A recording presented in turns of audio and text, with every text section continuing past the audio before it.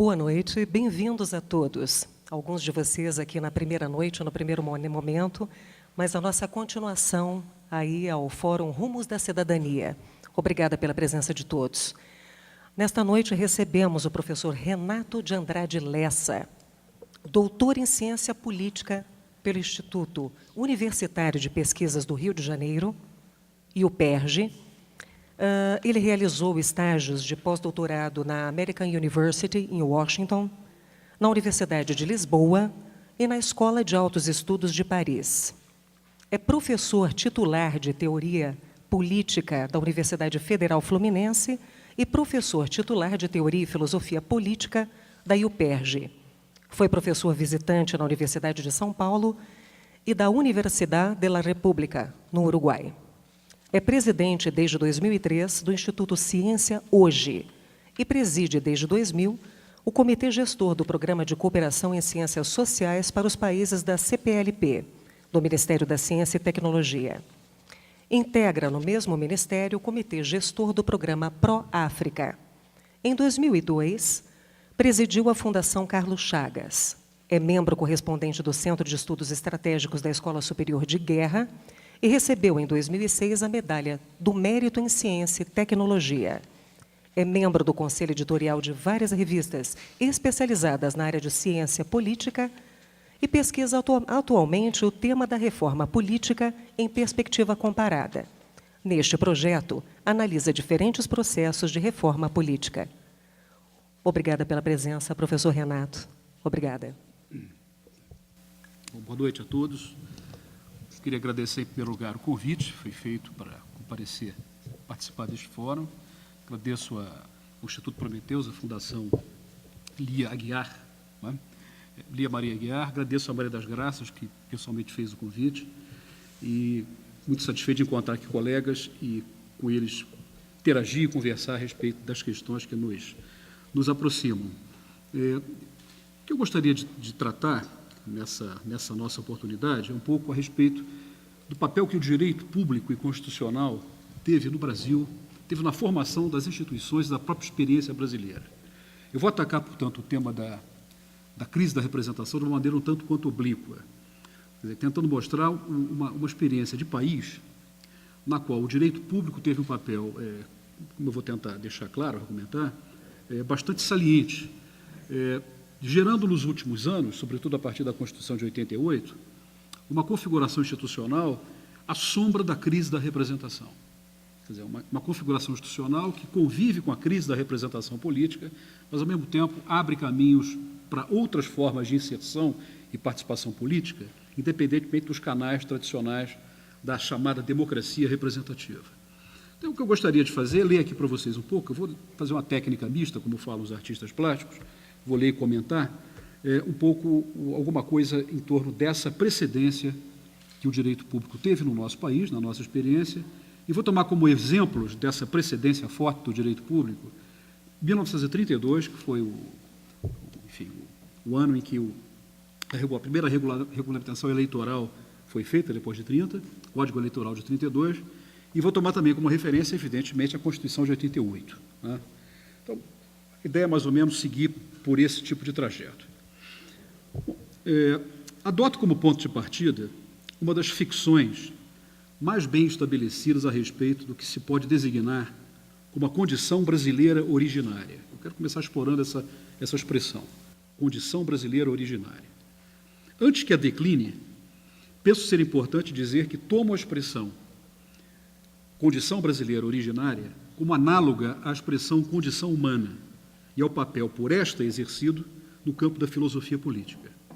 Com efeito, este campo, que não se confunde com o campo da ciência política, exige como condição de possibilidade a definição de um conjunto de atributos que constituem imagens de natureza humana, das quais se seguem desenhos de ordem política e social a elas adequados. Em outros termos, a dimensão antropológica do pensamento político e social, muito mais evidente antes que a asepsia do cientificismo ocupasse as nossas sensibilidades analíticas, essa dimensão ela é compulsória. São várias as definições do que seja a condição humana, assim como dos desenhos de mundo que soam como seus corolários. é o que depreendemos da seguinte série não exaustiva, constituída por pensadores com suas respectivas definições da condição humana. Aristóteles, o animal que fala; Montaigne, o animal que crê; Hobbes, o animal que teme; Locke, um animal portador de direitos naturais; Marx, o animal laborans. Para cada um deles, resulta uma imagem precisa a respeito do que é e deve ser a vida social, adequada à antropologia que lhe antecede. O que produzimos são mais depictions do que descriptions, são mais pinturas do que descrições. Se o argumento procede para as ficções que constituem a condição ou natureza humanas, penso aplicar-se com idêntica força àquelas ficções que fundam interpretações de experiências nacionais ou coletivas. Se falamos em ficções, a expressão condição brasileira originária, entre aspas, não pode ser tomada como índice de algo realmente existente, para usar um vocabulário em desuso, de algo fixado material e objetivamente em nossa origem, seja lá o que isso signifique, e que tem imposto de forma inelutável um determinado destino nacional. Muito menos se trata de uma substância que subjaz intocável e permanente sob a trama dos acontecimentos, imune à erosão do tempo e à espera de sua detecção iluminada. Para que a expressão faça sentido, devemos seguir célebre prescrição metodológica de Jean-Jacques Rousseau, do discurso sobre a origem e os fundamentos da desigualdade entre os homens. É necessário, aspas, afastar todos os fatos, pois eles não se prendem à questão, fecha aspas. Em outros termos, ficções construídas a respeito da condição originária estabelecem formas de sensibilidade, quadros linguísticos e metafóricos, nos quais a experiência do país passa a ser dotada de sentido. Do ponto de vista de cada um dos seus autores, manifesta-se uma adesão àquilo que Rousseau denominou como raciocínios hipotéticos e condicionais mais apropriados a esclarecer a natureza das coisas. Isso a despeito da crença de que falam de um mundo realmente existente e que praticam atos de desvelamento ontológico a exibir a natureza objetiva e a substância das coisas. Mas de que desenho de condição brasileira originária se trata? É mais do que hora de decliná-lo. Desejo partir da imagem de país que serve de suporte à concepção desenvolvida por Oliveira Viana, intelectual brasileiro do início do século passado, a respeito do que é e deve ser o poder público, vale dizer, o Estado e a administração no país, em seu papel de configurador de uma experiência de fabricação e integração social. Penso ser este um dos mitos fundadores do pensamento político brasileiro do século passado. A imagem de um espaço, mais do que de uma experiência nacional, marcado pelo insolidarismo, pela ausência de laços sociais originários e espontâneos. O brasileiro originário é um dendrófilo, um ser que ama as florestas, um sujeito que não herdou a tradição comunitarista de seus antepassados europeus e que, no espaço americano, configurou uma paisagem humana na qual as interações são infrequentes e imperam a fragmentação e a subordinação ao espaço natural. Efeito mais do que previsível, para não falar de fatalidade, é o raquitismo cívico do personagem. Cito Oliveira Viana.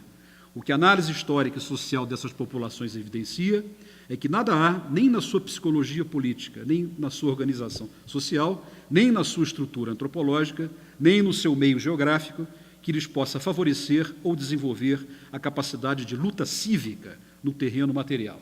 Fim de citação. O tema, por certo, não é original, ou mesmo nacional.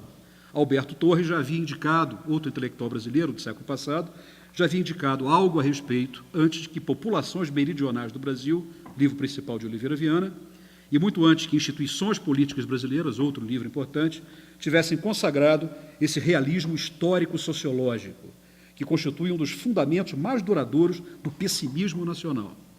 Aqui ao lado, na Argentina, Ezequiel Martínez Estrada, em sua monumental Radiografia de la Pampa, de 1933, ressaltou as dimensões do isolamento, do mundo sem experiência, da incomunicabilidade, da descontinuidade e do desmembramento, quando descreveu a Argentina profunda. Há, é evidente, uma forte leitura pessimista e negativa a respeito da ação do espaço sobre as interações humanas, efeito ausente, por exemplo,